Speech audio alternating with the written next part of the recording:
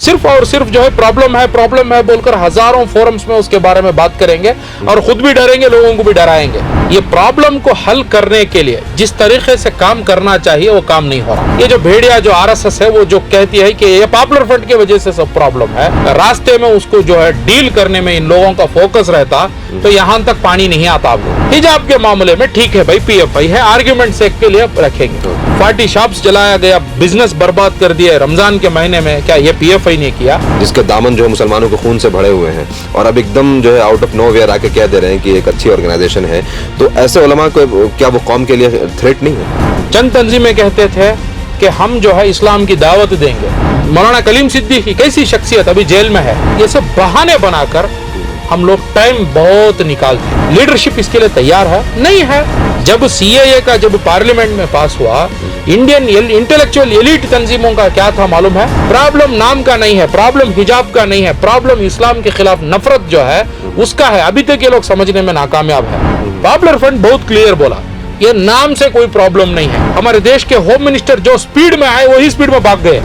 2000 से ज्यादा बच्चों पर केसेस हुए।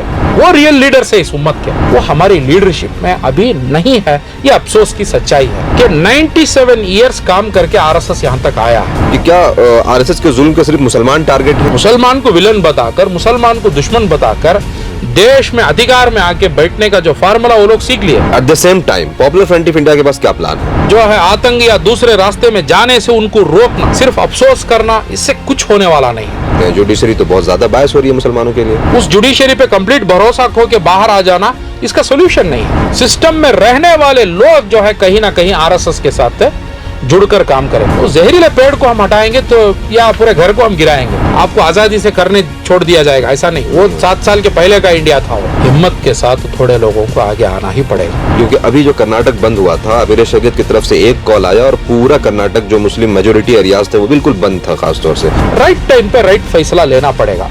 हिम्मत से थोड़े कामों को आगे लेके जाना पड़ेगा। कम्युनिटी को बचाने के लिए, देश को बचाने के लिए वो कौन लोग होंगे जो कुर्बानी देंगे? बहुत बड़ा तबका उलमाए दीन का था, वरना हमारे हाथ से संविधानिक को भी छीन लेंगे और हुकूक को भी छीन लेंगे आरएसएस के लोग। और सबसे पहली जंग रमजान के महीने में हुई। ये सब चीज जो है मैं वही कहता हूँ, उलमाए दीन जो है जुमा में जिक्र करना। अब आरएसएस की तारीख यहाँ तक आई है तो उसको खत्म करके एक नई तारीख शुरू होना है।